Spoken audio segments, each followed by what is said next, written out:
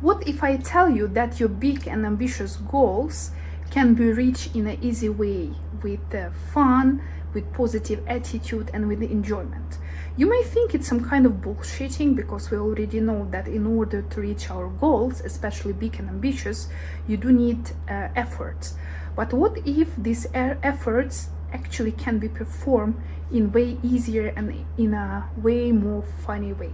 Hello everyone, and welcome back to my channel.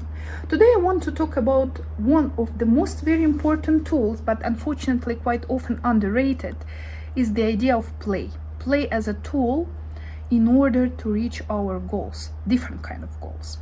Probably you already know that once children, and not only children like human children, animal children, like small animals, they are trying to learn new habits and they are trying to know more about environment. They actually using a play as a main tool, and all those habits that children are building, they are building thanks to play.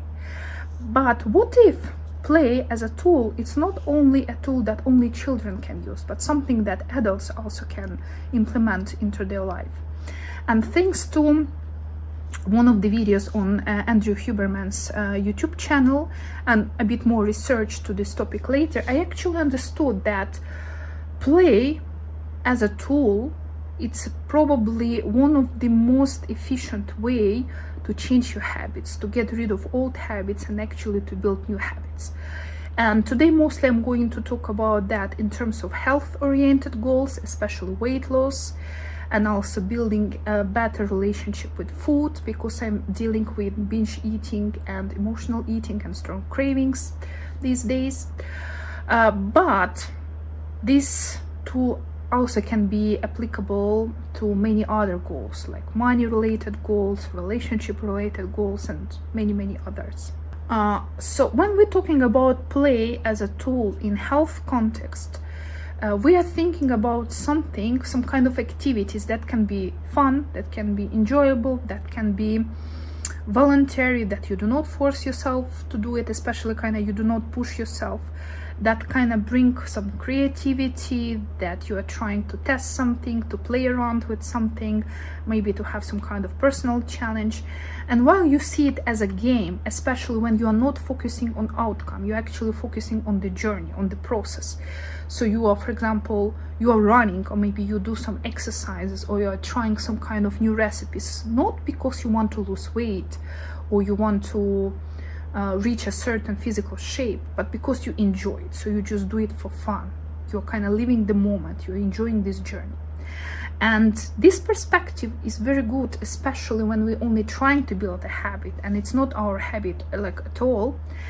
And we already know that forcing and willpower and hard discipline, they might be good tools for some, but not for all of us.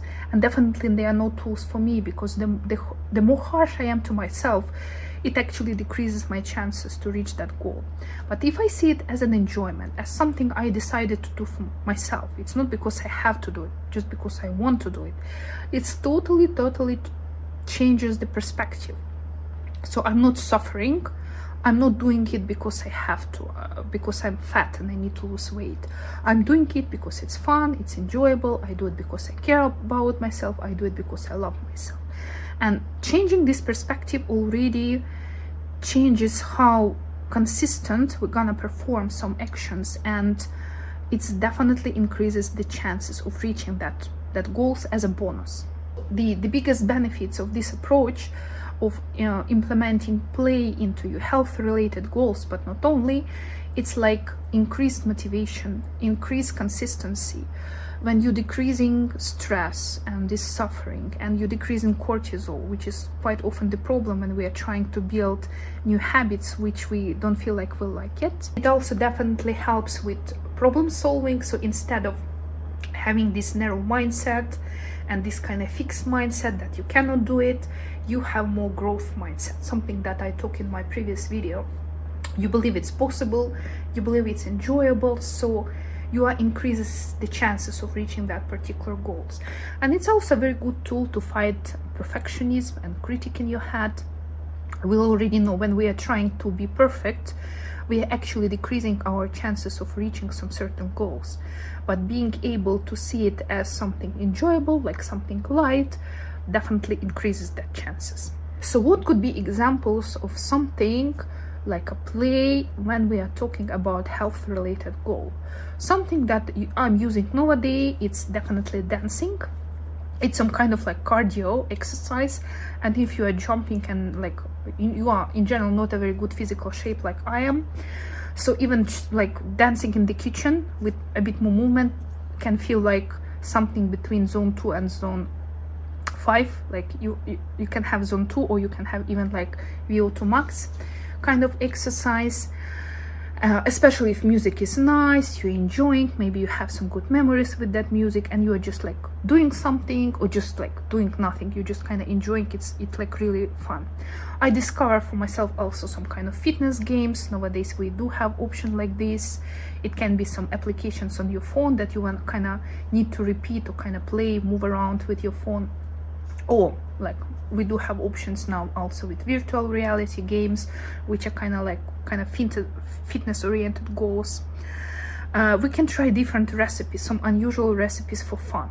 So like we're trying to find some unusual healthy recipes and just try it, test them, maybe kind of present them nice on the plate. We can make also some interesting parties, like a rainbow party, when you try to eat different vegetables and fruits with all these colors of rainbow, which is a very popular approach in nutrition nowadays. So definitely it can be some kind of quests that you decide for yourself, like you are trying to eat vegetables for 6 days, or you are trying to have a protein rich breakfast for 12 days, and you just kind of see it as some kind of game. You are trying to tick these kind of stages in this quest. Or something like, what will happen to me if I start going to bed around 10 p.m. and you are trying to do it like for 2 weeks, and you're trying to pay attention. Or what will happen if I try to train for VO2 max for 1 month? And you kind of create for yourself these kind of challenges. And the key idea here is not to focus on the result, but focus on the process, focus on enjoyment. And maybe not everything you like in this process, but definitely there's something you like. Like I love walking. For me, walking is definitely a very nice mental exercise, not only a physical one.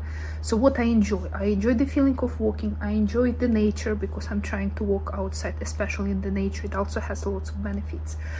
For example, I do not like resistance training that much. It's hard for me. I'm getting tired fast. So probably I'm not enjoying the whole process of it, but there is a moment that I'm enjoying. This is the end. Like when it's finished, and this feeling of accomplishment, this feeling that I'm proud of myself that I was able to do, this feeling when you can drink your water and take shower, this is a very nice feeling.